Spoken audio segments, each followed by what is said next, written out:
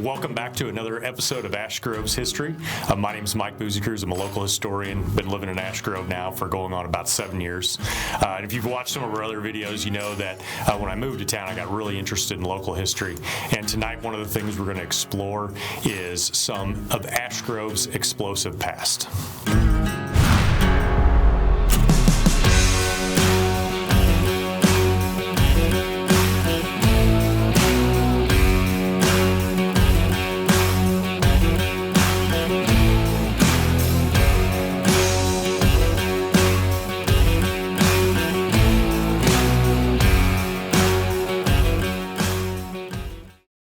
So if you head west out of downtown, you'll run into the Ash Grove Portland Cement and Lime Company that really put Ash Grove on the map at the turn of the century.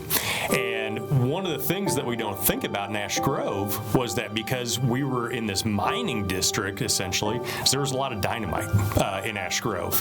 And you could also, back in the day, just go to a hardware store downtown and purchase dynamite. And in the 1920s through the 1950s, that really created an interesting environment here in Ash Grove that leads to some really interesting stories.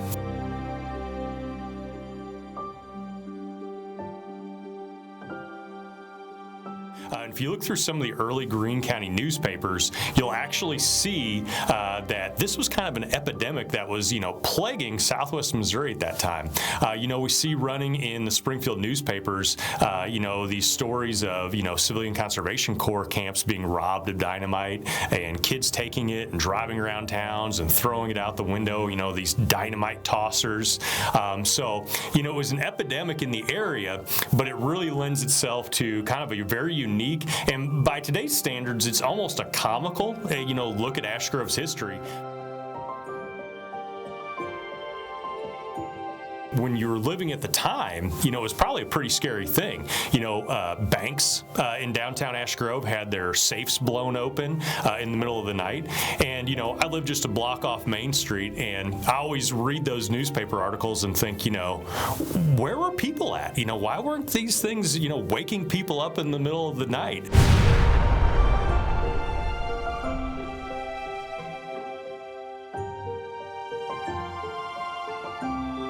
And it turns out there's some oral histories that are recorded in town of, people did hear these explosions that went off oftentimes in the middle of the night.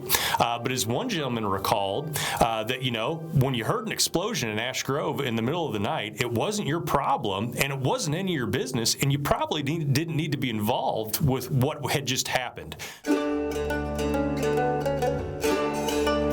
So when you see the newspapers report on these things, it's oftentimes, the explosion was discovered at 7:30 in the morning when they were getting ready to open the bank, or, the explosion was discovered, when they went to the Farmers Exchange and they opened for the morning. I think that speaks a lot of Ash Grove, especially in the 1920s through the 1940s. There was a lot of organized crime. West on Highway 160 like you're leaving Ash Grove, and right before you get to the Sauk River, if you start looking to the south, you're going to see a large railroad trestle bridge. And it had been there for several years, and it's actually kind of got an unfortunate history because not only was it going to be dynamited in 1922, it had also caught fire twice over the summer due to wildfire. But in 1922, there is a railroad strike that's happening. The Springfield newspapers are running it as the headline on the front page of the newspaper. the President of the United States was stepping in to try and settle this labor dispute that was happening with railroads all across the United States. And the day after the headlines run in Springfield talking about this railroad dispute, the Sauk River Bridge was dynamited west of Ash Grove. Now, they had surveillance on this bridge, but evidently some people that had some access to some dynamite, possibly from one of the quarries, possibly, from the hardware store, they decided that they were going to go out and they were going to attempt to damage the bridge so that the next train that was coming through would hit the bridge and it would fall to the ground or fall in the Sauk River or fall into the field that's nearby. Well, luckily, there was a patrolman that was coming on duty from the railroad that had been assigned to watch this bridge, and there was a shift change that happened, and he's coming on duty, and all of a sudden he sees a flash of light and realizes instantly that something had just happened. He goes to investigate and finds that the bridge, they weren't trying to blow the whole thing up. They were just trying to, weaken the bridge enough so this train would fall. And he's able to stop a eastbound train that's headed in. He's able to signal ahead to the railroad, the agent, and they got the train stopped. It could have been a pretty big catastrophe. But that's really the first instance we see of dynamite playing a role in some sort of crime here in Ash Grove. So we've moved here downtown, and behind me, this blue building that you see was the original location of the Bank of Ash Grove, and it became the scene of one of Ash Grove's largest crimes that took place in 1926. If you'd have been down here on November 12th at about 5 in the morning, you might have heard 3 explosions go off, and it turns out that robbers had broke into that building through a back window. They had dug through the concrete and brick exterior of the safe, and they had placed 3 sticks of dynamite next to the safe's inner steel liner, and they blew open the safe. And in the process, they were able to steal nearly $18,000. In today's money, almost $300,000. $8,000 of it was in cash, and then there was $10,000 in government bonds that were stolen, and they made off. The robbery here wasn't discovered until 7:30 in the morning, so the robbers had nearly a 2.5-hour lead, and the robbers were never caught. And this robbery was really the first huge criminal activity that occurred on Main Street, and it would kick off a series of events leading from the late 20s into the 1930s that would really bring Ash Grove into somewhat of a panic state.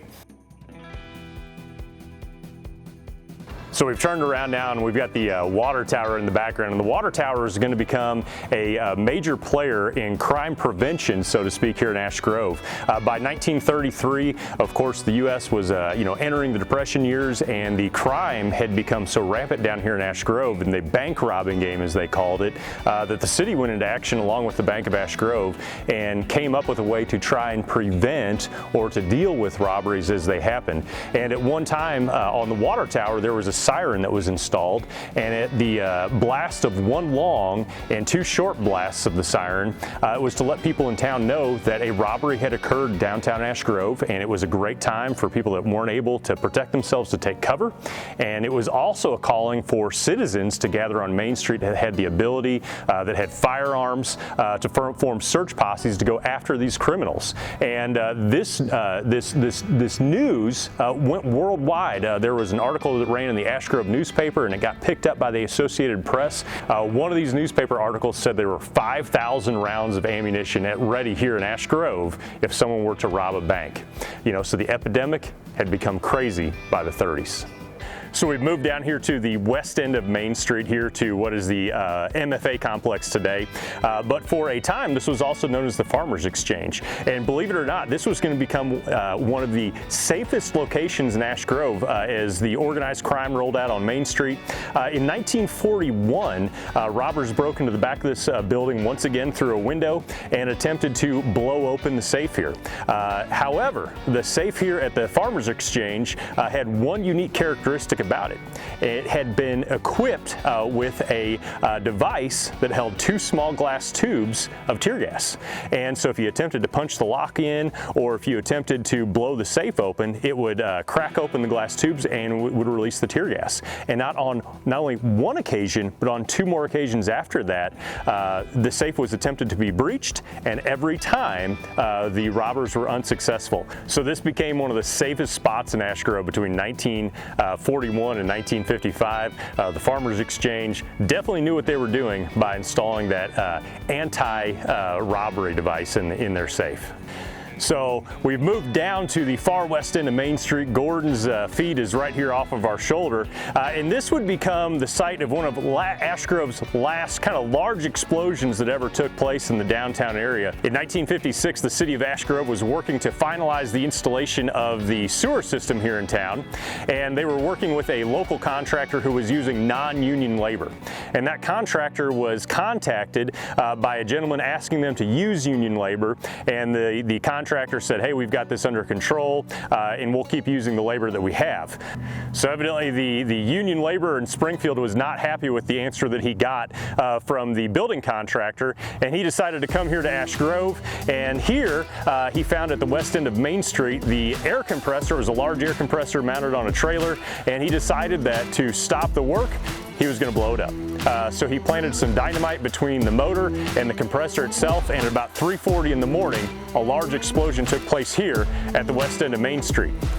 It did damage, according to the Ash Grove Commonwealth, not only to the air compressor, but it either through shrapnel or the explosion itself broke out some windows on the red brick house you see here over my shoulder. So even up until the 1950s, downtown Ash Grove was a pretty lively place.